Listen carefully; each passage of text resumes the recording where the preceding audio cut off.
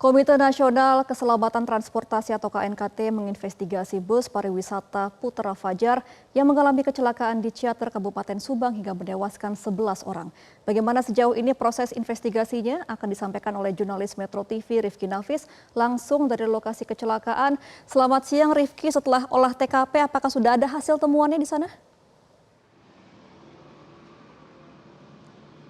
Ya, selamat siang Gemma dan juga pemirsa. Memang betul sekali sebelumnya kami mendapatkan informasi terkait dengan tim investigasi dari KNKT yang akan meninjau TKP ataupun mengolah TKP di lokasi terjadinya kecelakaan di Ciater Subang ini. Namun berdasarkan informasi terkini dari jadwal sebelumnya yang dikatakan akan datang pada pukul sekitar 13 waktu Indonesia Barat, tim investigasi dari KNKT ini batal untuk mengunjungi TKP karena saat ini sedang memeriksa ataupun mengolah TKP ataupun barang bukti yang berupa kendaraan yang terlibat pada kecelakaan sebelumnya. Sehingga memang untuk hasilnya sendiri masih belum dapat disampaikan karena masih dalam proses. Namun sebelumnya terkait dengan olah TKP ini sendiri dinyatakan telah usai ataupun selesai oleh pihak kepolisian.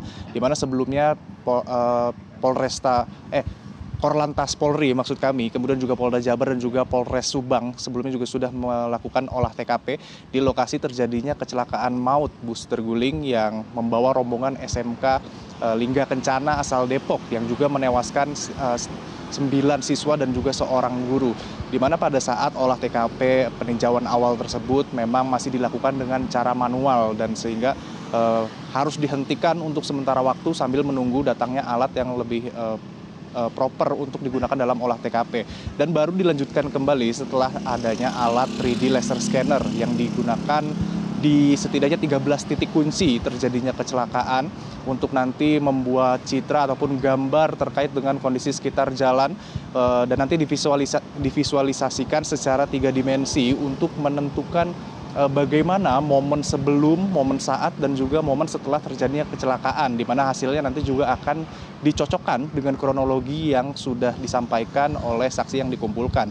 Sejauh ini pun pihak kepolisian mengatakan sudah mengumpulkan banyak sekali keterangan dari sejumlah saksi, namun memang karena prosesnya masih belum dinaikkan ke tingkat penyidikan, maka baik itu identitas maupun apa saja keterangan yang sudah dikumpulkan belum dapat diekspos ataupun diumumkan secara utuh oleh pihak kepolisian.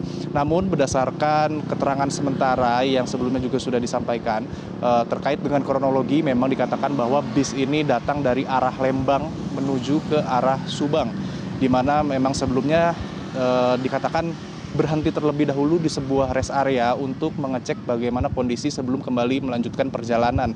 Namun ternyata setelah melakukan perjalanan tidak lama dan juga tidak jauh dari lokasi pemberhentian sebelumnya, bis ini mengalami oleng ke arah kanan, diduga karena mengalami remblong sebelum kemudian akhirnya menabrak sebuah mobil dan juga menabrak 3 sepeda motor sebelum terguling dan akhirnya berhenti dengan menabrak tiang listrik. Dan memang terkait hal ini pun pihak kepolisian tadi juga sudah melakukan olah TKP dan mengatakan tidak menemukan adanya tanda dari bis ini melakukan pengereman. Mungkin juga diduga karena ada keterangan terkait dengan remblong tersebut meskipun hal ini masih harus terus didalami. Dan berdasarkan informasi lain juga KNKT sebelumnya menyinggung terkait dengan perusahaan bis yang menyatakan izinnya dipertanyakan sehingga memang ada kemungkinan terjadinya kelalaian dalam memastikan kesiapan ataupun kelaikan bis yang digunakan dalam perjalanan ini. Dan terkait hasil lainnya juga saat ini proses masih terus akan dilanjutkan pemeriksaan lebih dalam dengan melibatkan ahli-ahli untuk memeriksa sejumlah saksi dan juga barang bukti seperti kendaraan yang sebelumnya terlibat dalam kecelakaan yang terjadi di Ciater Subang ini. Dan prosesnya pun masih akan terus berlanjut dan berdasarkan informasi yang kami terima selambat-lambatnya hasil dari seluruh pemeriksaan baik itu olah TKP, pemeriksaan saksi dan lain sebagainya ini selambat-lambatnya baru akan bisa diumumkan itu dalam kurun waktu 1 minggu setelah olah TKP. Dan untuk saat ini kami pun masih menunggu bagaimana perkembangan terakhir dari proses yang dilakukan oleh pihak kepolisian. Dan untuk sementara Gemma, demikian yang dapat kami sampaikan, kembali ke Anda di studio.